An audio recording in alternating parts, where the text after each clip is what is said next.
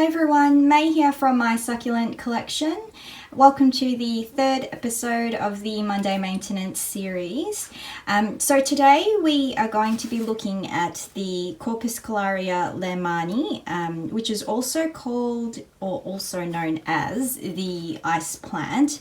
But before we go ahead and look at that succulent, I do want to do a quick update on the Echeveria Beverley leaf propagations we started back in, I think it was the 30th of May is when I released that video.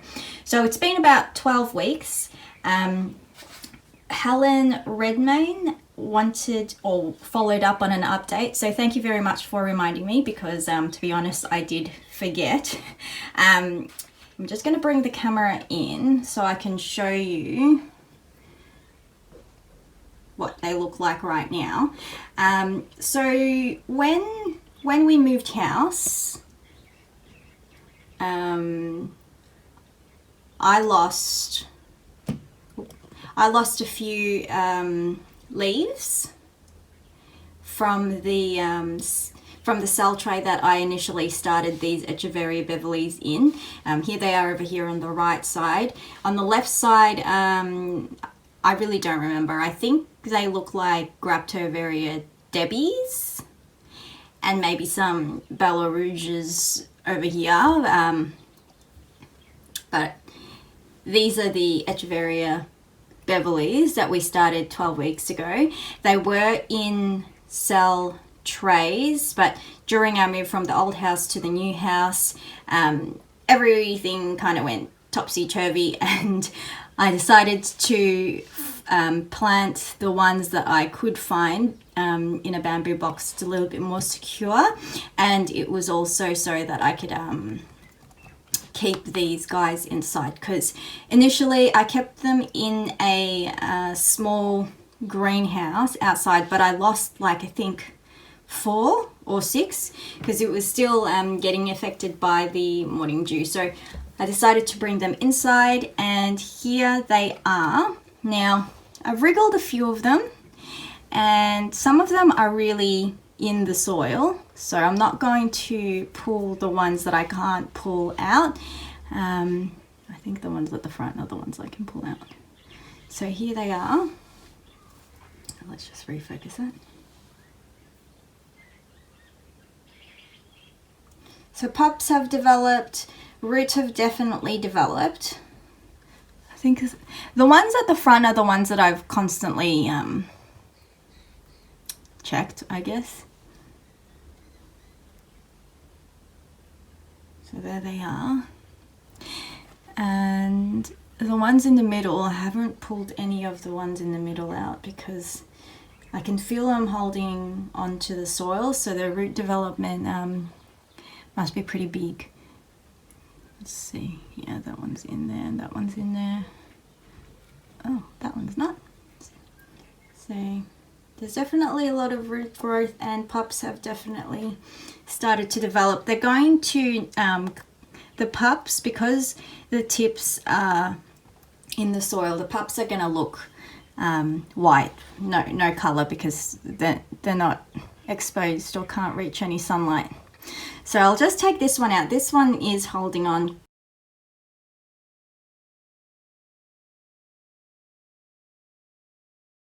Yeah. And this one's just mainly roots. And you can, I don't know if you can see, but I can definitely see a little tiny baby pup starting to develop there. So yes, now I'm just gonna try and squeeze her in. Her roots will go back down. So that's how the Echeveria Beverley leaf propagations are going. One of the things that I did want to say too was that Echeverias are summer growers. So it is my first time propagating this type of succulent, and I did it in her dormant period. So she was a bit slow to develop. I think for the first 4 to 6 weeks nothing was happening. It was just a leaf in the soil and no roots, no pups, no nothing. So I don't know if that is a result of just the fact that I did it while it was in her dormant season, or if it could be that it just, for this specific type of succulent, that's just how long it takes. Not all succulents produce leaves or sorry, not leaves, pups or roots at the same time, and obviously doing it in their dormant or growing seasons can affect the speed of the propagation. And while we are here talking about leaf propagations, I thought I'd just add that when in my future videos, when I do end up doing leaf propagations, you're always going to see me sticking the tips into the soil. Now, I do that for a few reasons, but the main reason is I don't have a lot of time to check on the progress of my leaf babies. So I found that this method allowed me to stick a leaf in the dirt, tip up, top out, tip in, I mean top up, and leave it until pups have developed. I don't have to water, I don't mist either, I just leave it, and then when the pups are up and I can see that the leaf is no longer there and the nutrients from the leaf has been depleted, that's when I will give them a spray or a drink. I can't really comment on whether it is the fastest way or the slowest way. I'm not one to propagate for the benefit of speed, I guess. For me, it's more of a time thing, so I can just leave it, and when the pups have come up, that's when I will give them a drink and then replant them into their own separate pots. Another reason is I found that doing it this way meant that leaves don't dry out or rot. So you'll see, initially when I first started to do leaf propagations, I did it so that the leaf was lying flat on the dirt, on the soil. That's fine too. I just found that doing it that way meant that some or quite a lot of the leaves would dry out in the process because I haven't gone out to mist them, or the leaf will get too much water from external environmental factors and rot. So that would be another reason why I choose to do it this way. And additionally, it also prevents soil shock. So another way you can propagate is by putting a leaf over a body of water, right? That's another great way to propagate.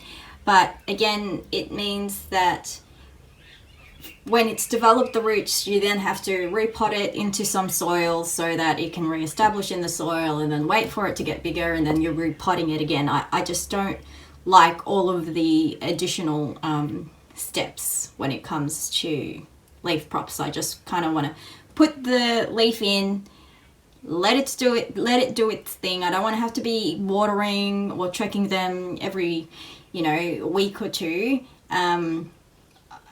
I just put them in, forget about them, and then in 3 months' time or however long, I'll eventually start seeing little pups, and that's when I will pot them separately and water them. So that is that. Here is another one. That one's definitely going crazy with the roots. I did yank that one out of the soil, so I'm just going to gently put it back in. And then I'll probably do an update in another month or so. We are starting to get into spring now, so it's going to be warmer and hopefully the growth will come through, excuse me, a lot quicker with these Echeveria Beverleys.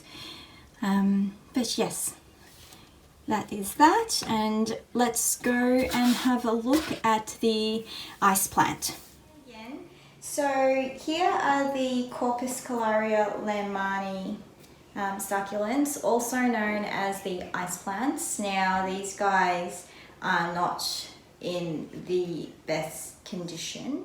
This has been neglected in that it's a bit root bound.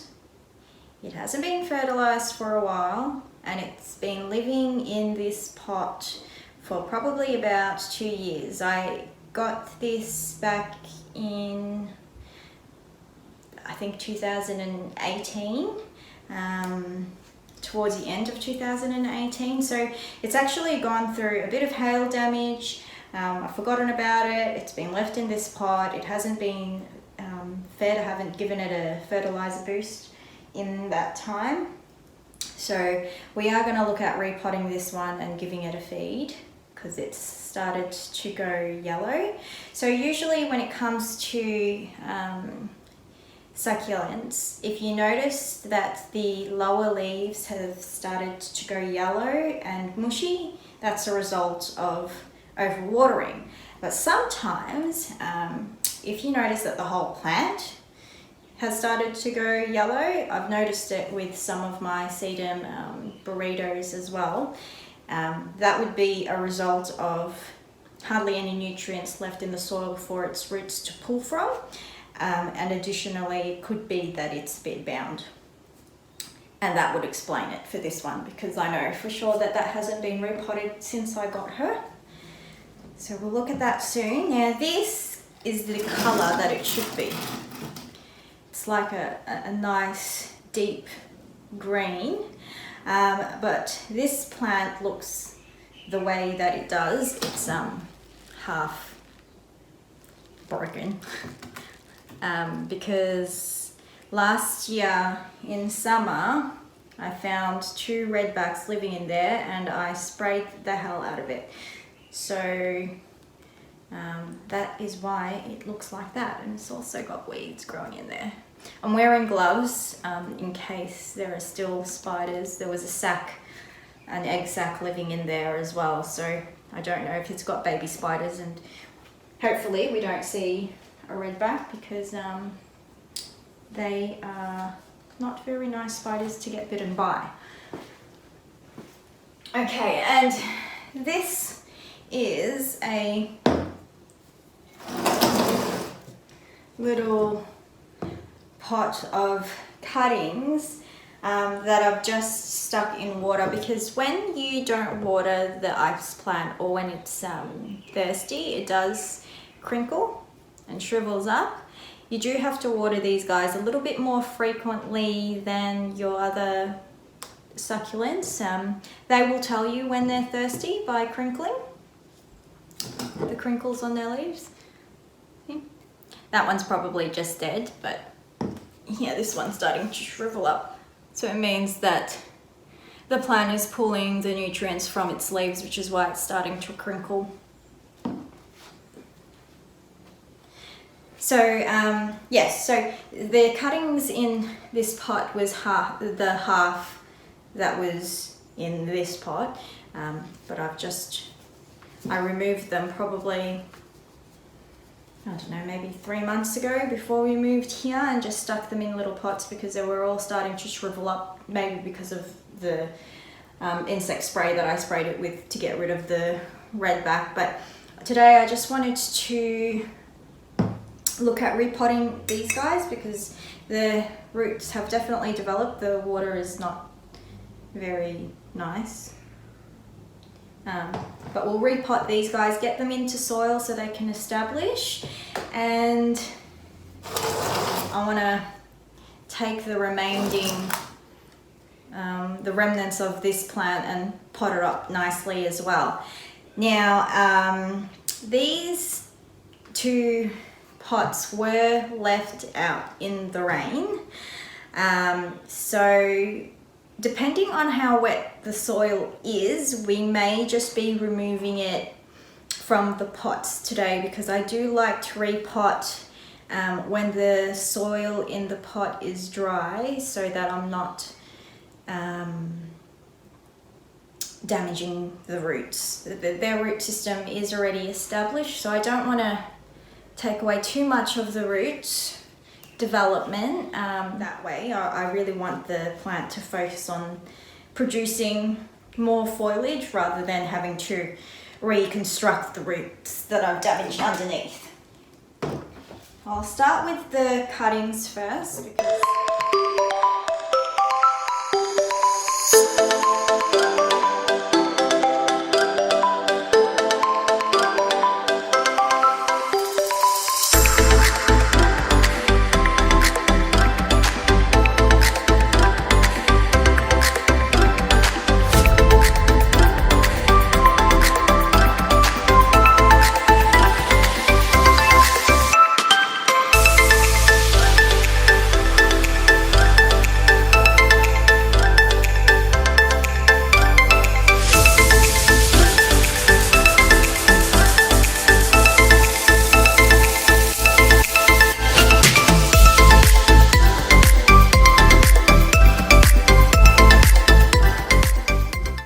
the next one I want to look at is the one that had the red backing.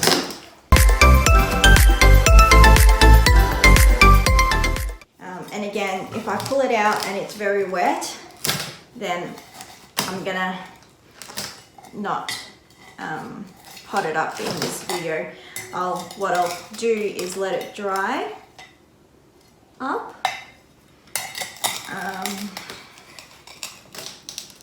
So that I can shake the soil off its roots and plant it in fresh new soil, which will have slow release fertilizer and some sea soil beads in there as well.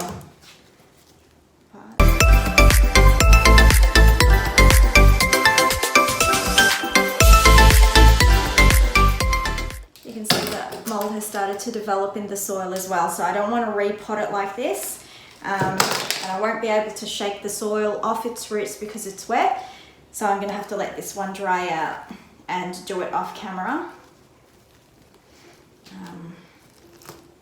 But yes, that is one. Now if this is wet, this is definitely going to be wet too, because they were sitting side by side with each other and I was not very organised this week. This one is also a bit bound as well. Pull it out this way so you guys can see.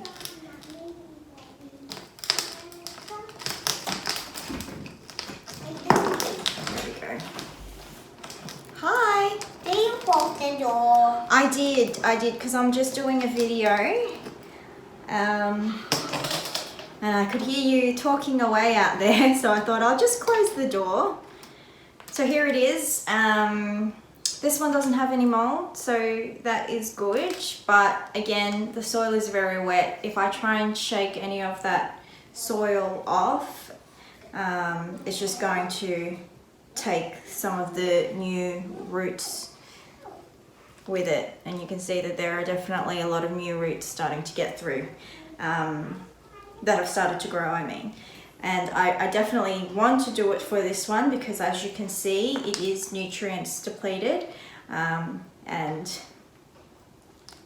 quite bound. So I want to freshen up the soil with slow release fertilizer and pop them into new homes when their soils have dried out. So here they are though. There you go. Okay, so here it is. This is the Corpuscularia Lehmanii, also known as the ice plants. This is definitely the colour it should be, and this is the colour, an example of nutrient depletion. and also a little bit of pot bound. If you do have any questions, please put them through in the comments section below.